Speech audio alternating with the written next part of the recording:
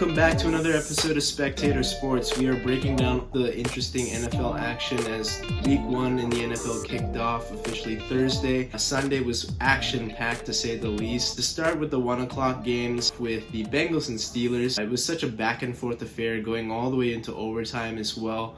We saw that the Steelers got off to a really good start thanks to a Minkah Fitzpatrick pick six off of Joe Burrow.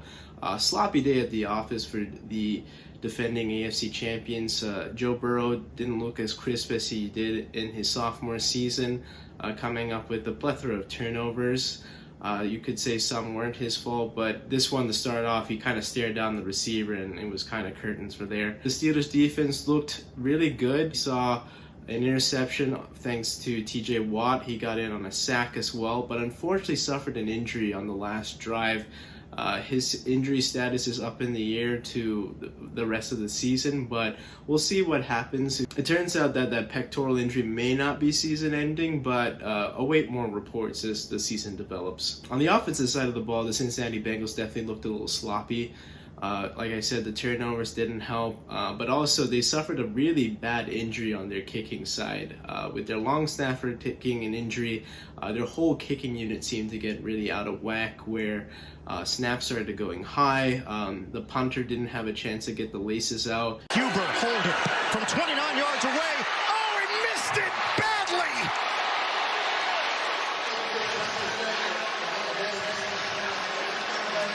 Once again, the snap was high, and everything was thrown off.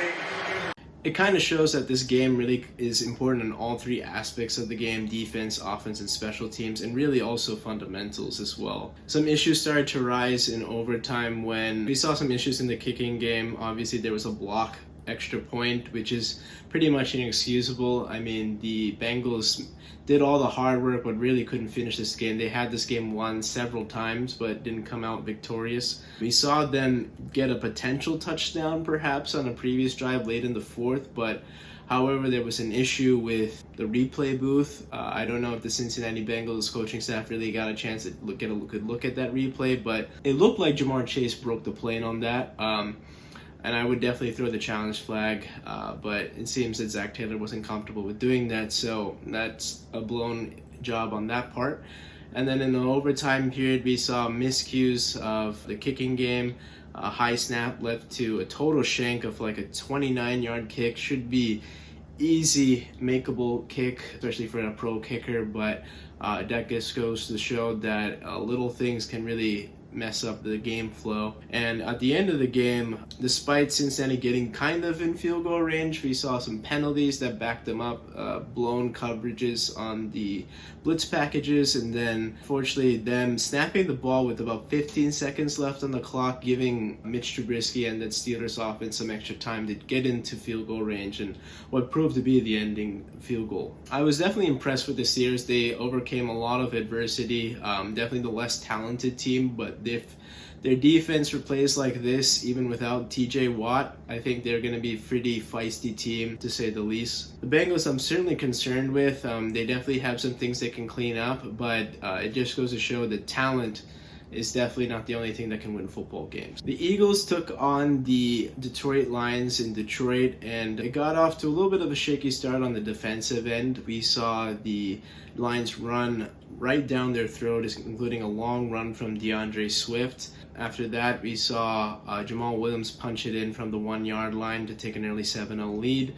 After that, we were able to see the Eagles offense flourish under new wide receiver A.J. Brown, who set a career high. He set an Eagles record for most receiving yards in an Eagles debut.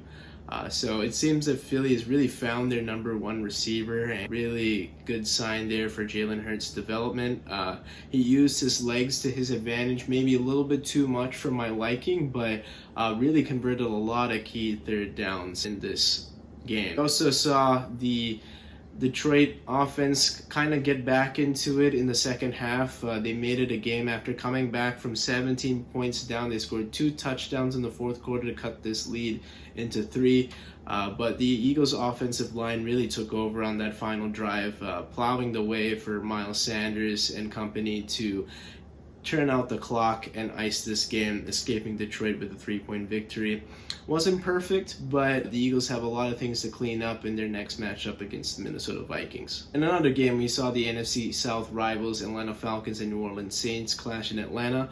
Definitely typical Atlanta Falcons as of late. No matter who you put there as coach or who the personnel are, they'll find ways to blow the lead. And we saw the Saints come out with a late victory, and it's maybe could be another indication of a long season in Atlanta. They again shot themselves in the foot, and in a very tough division when you're sharing it with New Orleans. And of course, Tom Brady and the Tampa Bay Bucks is definitely going to be no easy feat. Heading to the nation's capital, we saw the newly formed Washington Commanders take on the Jacksonville Jaguars. Couple Carson Wentz interceptions got the Jaguars back in the game, even taking an 8-point lead. But in the fourth quarter, we saw some really good play from the Commanders, and they were able to escape with the victory. Carson Wentz had a kind of a mixed bag of a game. He came up with a lot of passing yards, with 4 passing touchdowns as well. Definitely Jahan Dotson looked really good in his season debut. He had a game-winning touchdown as well, so a good start for the Washington Commanders, but we'll see as the schedule progresses if they can really contend in kind of an open division in the NFC East. Indianapolis and Houston managed to tie in kind of a topsy-turvy affair. Houston was up for most of this game, but thanks to Matt Ryan, they were able to get back into the game. A couple missed field goals towards the late end caused the Indianapolis Colts to kind of settle for the tie as they received a punt with about 10 seconds to go. Deep in their own territory, right then and there, it just makes sense to just take the knees or just run out the clock, come out of the game with a tie. And after 1 week, we saw that there are no team in the AFC South with a win, but there's somehow 2 teams tied amongst the top. In a rain-soaked game between the Chicago Bears and the San Francisco 49ers, we saw that Trey Lance really struggled. We can maybe give him a pass. He was missing George Kittle. And it was definitely a really tough condition, but this is football. You're going to definitely play games in colder weather, especially when it gets later in the season in December, January. I hate to say it, but I don't want to really give excuses even to rookies or young QBs. I know it's not the easiest thing to do, but definitely from the talent perspective, I mean, Chicago really had no business winning this game, but hats off to Justin Fields, their coaching staff. They made a lot of plays. They took advantage of some matchups. Chicago's off to a really good start this year. I mean, they may be able to surprise some people. They definitely look good to start off this season. In a revenge game for Baker Mayfield between his new team, the Carolina Panthers, and the visiting Cleveland Browns, we saw a late rally from Carolina, getting them back into the game and even taking a brief lead in the fourth quarter. But some miscues on the defensive end allowed the Browns to get into field goal range and come away with the victory. Baker Mayfield started off with kind of poorly. He took a few sacks through a nasty interception as well, but he definitely battled back and got them into the game and even taking a brief lead. But definitely Cleveland's defense is one of the best in the league. Myles Garrett came up with 2 big sacks, and they were able to get the stops that they needed and prevent them from scoring a touchdown that really would have put things in a tricky situation for an offense led by Jacoby Brissett. In the late afternoon games, we saw the Green Bay Packers travel to Minnesota. This newly formed receiving corps really struggled in their season opener. On the first play, we saw Aaron Rodgers loft a deep pass to a wide open receiver, and unfortunately they dropped it. Kind of was an indication of the lack of faith that Aaron Rodgers has in these receivers. A lot of rookies, a lot of unproven players, but I just feel like, when you have these new players, you got to just take them under their wing, go back to them, get their confidence in there. I think a really good analogy that I heard Colin Cowherd made was that new players are kind of like kids, and parents are like the veterans, and kids are going to make mistakes. Now, you don't want to coddle them, but you want to hold them accountable, but constantly berating them and, just making them feel bad about these mistakes, I don't think it's the most productive. And real leaders, they definitely show that leadership by just, saying, we'll get them back next time and improve, and we're open to giving you the ball. We're going to give you more opportunities. You're going to get that confidence back. And I think that's when Aaron Rodgers really missed out on yesterday, but it is a long season. Hopefully he can develop some chemistry and they can sort of try to match that production that now is missing thanks to the Davante Adams departure. On the other side of the ball, I mean, the Minnesota Vikings look great. They're a dynamic offense that now has an offensive-minded head coach as well. We saw that the problem was that Mike Zimmer was kind of the old-fashioned defensive head coach. Now, they did have a really good defense for the middle part of the 2010s and the later part of the 2010s, but that kind of style of coaching doesn't really resonate in a really pass-heavy offensive-first league today. Today it's just, he really was missing out on a really talented core. I mean, you have Dalvin Cook out of the backfield, you have Kirk Cousins, a very solid quarterback, and a really good, talented receiver in Justin Jefferson, who torched the Green Bay Packers with 9 catches for 184 yards and 2 touchdowns. A lot of it, he was schemed, and he was schemed wide open. It was thanks to his route running ability. He found holes in the zone, and it might be another indication about he's on for another all-time tear. The Kansas City Chiefs didn't seem like they really missed Tyreek Hill in their season opener on the road against the Arizona Cardinals. They got off to a really good start with Patrick Mahomes firing for 5 touchdowns on the day, really distributing it to all his receivers. Mecole Hardman got in on the action. We saw Travis Kelce put up a lot of yardage like his usual self. A couple touchdowns from Clyde Edwards-Helaire, which I think is going to be really key this year given his health. With the Arizona Cardinals, now we saw an extension with the GM, the coach, and their quarterback.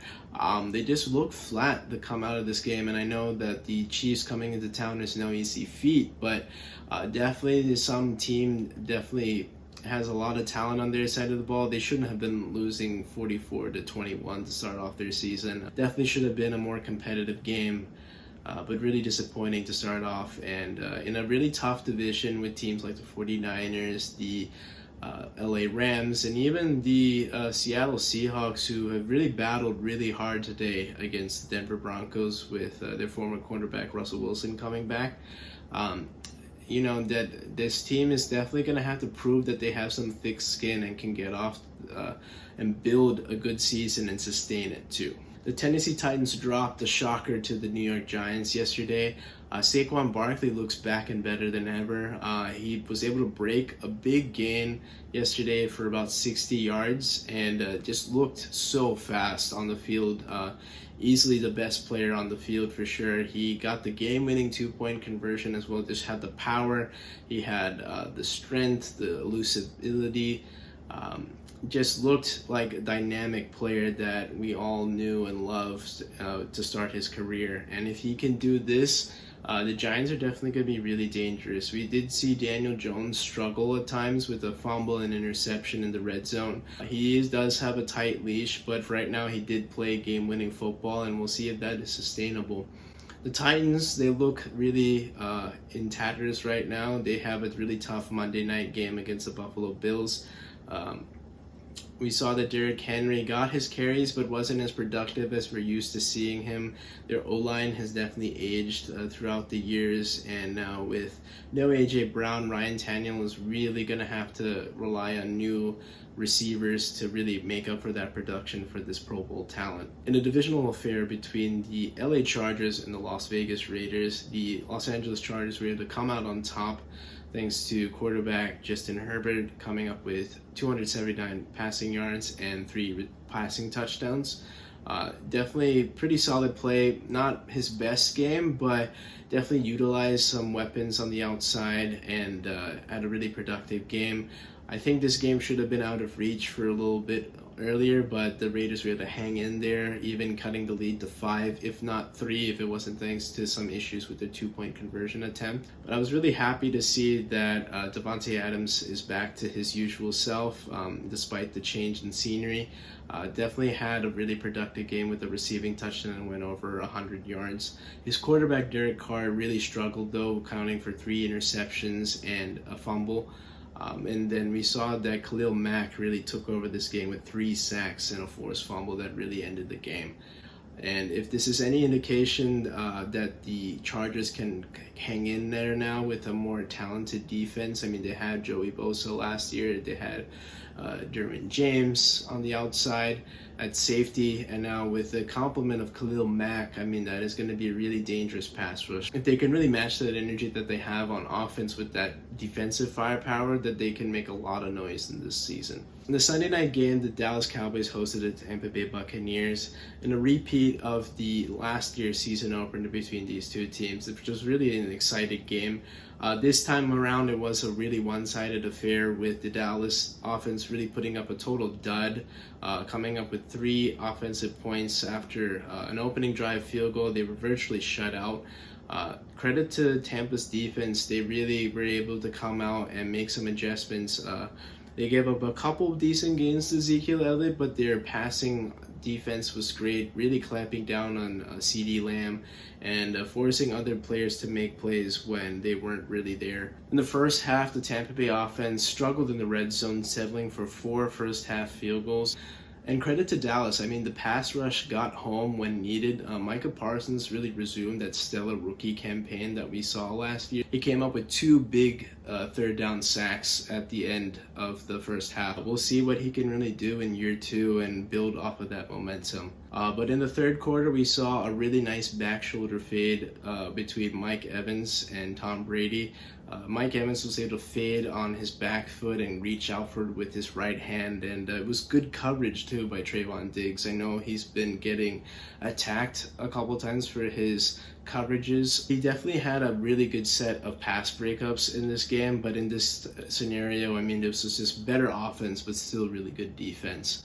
Tom Brady looked efficient, a little rusty, and trying to get some new receivers in tow, especially Julio Jones. But they connected on a really nice 9 route, and Julio seems to really show that he still has a little bit left in that tank.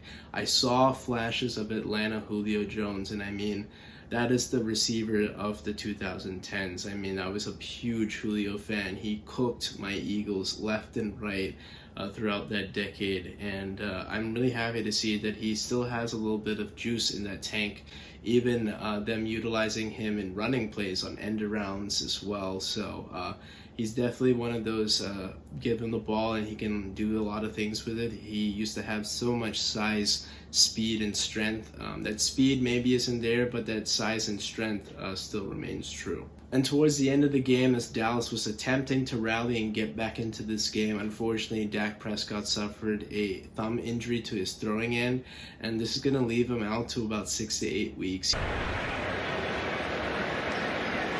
That was the first hit with Barrett on the completion, and then another one on this drive. It's 2 separate ones looking very similar. Running back. Offside. Defense, number 58. For an X-ray, you'd imagine. With Dallas losing Dak Prescott for the foreseeable future, I mean, just looking down at the schedule right here, I mean, next week they play the Cincinnati Bengals.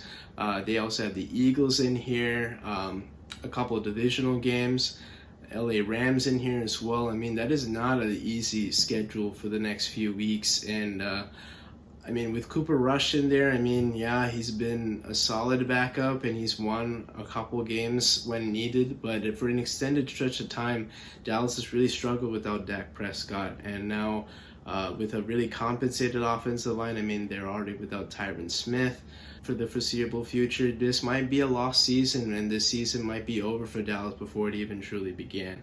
And this is a big opportunity for those other NFC East teams now who don't have the talent that Dallas does. And we'll see what they can do and take advantage of kind of a compensated Dallas Cowboy team. In the Monday night game that just concluded, we saw the Denver Broncos travel to the Seattle Seahawks for Russell Wilson's return. And I gotta say, I was a little disappointed in Denver's offense to start this season off. In the third quarter, Melvin Gordon was heading towards the end zone and trying to reach out for a touchdown. Unfortunately, the ball was knocked out in the process and was recovered by Seattle, providing a quick goal line stand. After that, they were able to move the ball for a little bit, but DK Metcalf unfortunately fumbled as well. Denver recovered and had pretty good field position to start off the possession. They took the ball down to the 1 yard line, but unfortunately after that, they had another goal line fumble, and that was a big issue in the red zone. This time, Javonte Williams fumbled at the goal line, and this guy named Michael Jackson, no relation to the late great pop star, had a couple fumble recoveries in this wild sequence in the third quarter. In the fourth quarter, Denver continued to struggle to punch the ball in. They had another red zone possession, but had to settle for 3, cutting the deficit to 1 point.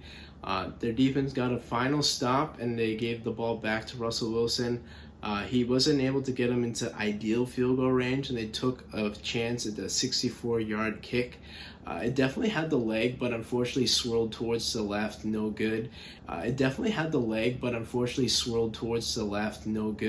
And allowed Seattle to take a surprising Week 1 victory home with them, spoiling Russell Wilson's return to Seattle. And what I'm going to be doing after each week of play, I'm going to be breaking down the best performances I saw out of the week, and a few teams that I saw that had some pretty bad concerns. So on the offensive side of the ball, I'm going to be giving the Week 1 Best Performance Award to Justin Jefferson, coming up with 9 catches for $184 and 2 receiving touchdowns against a pretty talented Packers defense. And if it's just a sign of things that come, I'm all here for it. Maybe just not next week, though, because they're playing the Eagles. On the defensive side of the ball, I'm going to give the award of the Best Defensive Performance to Khalil Mack out of Los Angeles.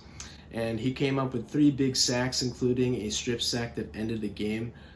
Definitely announcing his return to stellar defensive play. I mean, he did win a Defensive Player of the Year back in his Oakland days, and he still kind of revamped that Chicago defense when he was there in his earlier time there. A very talented pass rusher, and then just came off really bad injury. So when healthy, he is one of the premier pass rushers, that's for sure. Another thing I'm going to be doing is giving awards to best team wins, and then also pointing out some teams that concern me. On the winning side of things, I'm going to be naming the Kansas City Chiefs for their stellar performance on the road, but they're not really just about Tyreek Hill. Patrick Mahomes is still there, they still have Travis Kelce, Clyde Edwards-Helaire, and they have Andy Reid as coach. Another team that really impressed me with the Buffalo Bills. I mean, they came into the Rams' house, stomped all over them on their ring night, and really asserted dominance on this league, and showed, and they're really here, and they're not really messing around, coming up with sacks, interceptions,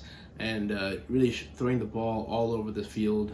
Josh Allen is definitely showing that he's one of the best QBs in this league, and that defense led by Von Miller now definitely gives them a veteran presence that they really needed. Another team that impressed me were the Tampa Bay Bucks. I mean, with a topsy-turvy offseason with the Tom Brady business, a new coach in tow, I was really impressed by their defensive performance. They were prepared. They clamped down on the Dallas receivers. They bothered Dak Prescott, made him look average. And offensively, I mean, they did enough. I mean, Leonard Fournette ran for $127. The offensive line, despite some shuffling, they really moved the really talented and athletic defensive line for the Dallas Cowboys. So really impressed by Tampa Bay's performance last night. Another team that really impressed me this week were the Minnesota Vikings. I mean, this connection between Kirk Cousins and Justin Jefferson is only going to get better. And their defense really clamped down on Aaron Rodgers. I know it was opening day, and the Packers offense is still in the works, but this is a really impressive sign, and a team that really has given them trouble in the past. If they can do this consistently, they're definitely going to be more than just a wild card team, that's for sure. They could be a big player in this NFL season. Some teams that concern me now. Wasn't a fan of Dallas last night. Dak Prescott looked ordinary, average. Amari Cooper made him into who he is today, a really productive quarterback in no pressure situations, but when the lights shine brightest, he fails. Another team that didn't look great to me were the Cincinnati Bengals. I mean, they started off flat. A pick six and trailing early at home is never a good sign. Other issues were that their kicking game really faltered in late game situations. They will fix that later on in the season, of course. But, you know, rallying too little, too late is not a good sign, and they need to really improve because this division is a very talented division. And right now they're looking up at the Baltimore Ravens, who have a 1-game lead over them. Another team that really concerned me is the Arizona Cardinals. Getting blown out by the Chiefs is kind of a regular thing, but you expect a team like the Cardinals to put up more of a fight, make it close. I mean, they're definitely talented across the board. They don't have Hopkins, but Kyler Murray should be able to do more for sure. Their defense kind of got rolled over by this Chiefs new look offense, and they're just in a tough division, and you have to find ways to look good, play well, win games, win those tough games, because with teams like the Niners, the Seahawks now, and the LA Rams, who are defending champions, you got to get as many wins as possible to remain competitive. And that's it for this episode of Spectator Sports. Thank you so much for tuning in. Be prepared for more NFL content across the social media platforms on TikTok and Instagram, so stay tuned.